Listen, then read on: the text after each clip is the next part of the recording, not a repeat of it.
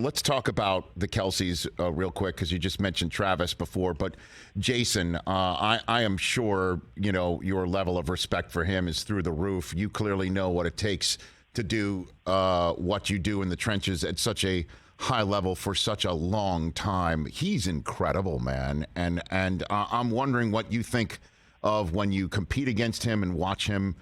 J.J. Watt, what do you think about him? He's a football player's football player, man. Like he is that old school, like tape on his knuckles, like grind it out, but also very, very athletic. He can be a pulling center. He can come around the edge. He can make blocks 10 yards down the field.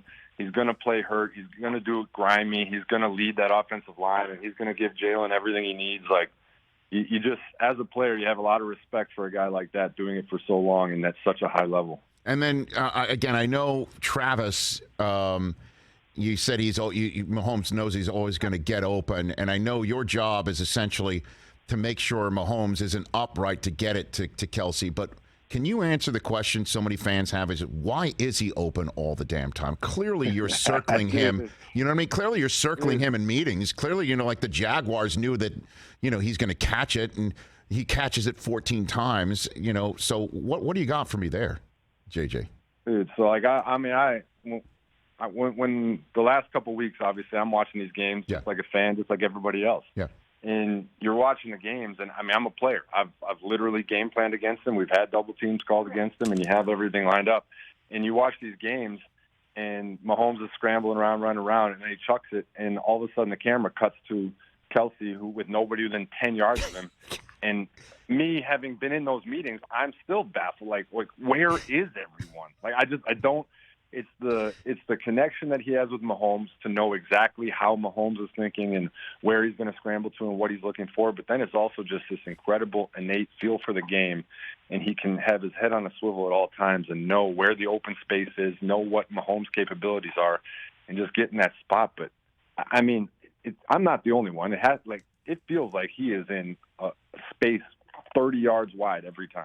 It's every time. I know, and that's why I'm wondering because how this happens all the time. And then I guess, before we move on off the game for a second, Hassan Reddick has become such a game wrecker in Philadelphia. If I'm not mistaken, you overlapped with him in Arizona, correct, JJ? No, never did. He was out right before I got here. Okay, but so yes, he has been absolutely killing it. So what do you think of him and Chris Jones and the pass rushers in this game and how they can affect the results, JJ? What do you think there? I think there's a ton of great pass rushers in this game, and I think it's, for me as a defensive lineman, obviously it's going to be a blast to watch because I love watching those guys go to work, and I think that the more dominant forces you have around you, obviously, the better your pass rush situation is going to be because the offense has to account for everybody. So, Hassan is an unbelievable pass rusher in his own right, and then you add the pieces around him that he's got, the Brandon Grahams and all these Javon Hargrave and these great pass rushers all around him. Now you got to tell the offense, all right, where are you going to slide your center? Where are you going to step your backup into the hole? Are you going to keep a tight end or are you going to get him out? And the more one-on-ones that you create, just look at last game. Like the San Francisco 49ers didn't go into that game thinking, all right, we're going to leave this backup tight end one-on-one with Hassan.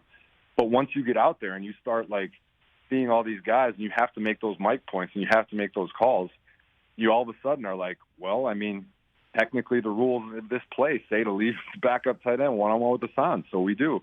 And then he goes out there and he wrecks the game the way that he does. So, it's a blast to watch. It's awesome. And then Chris Jones and those guys on the other side, and Frank Clark has obviously been doing great as well in the playoffs for them. And so I enjoy watching it. I'm looking forward to seeing how difficult they might make these quarterbacks' lives. Catch the Rich Eisen Show every single day on the Roku channel, 12 to 3 Eastern for free.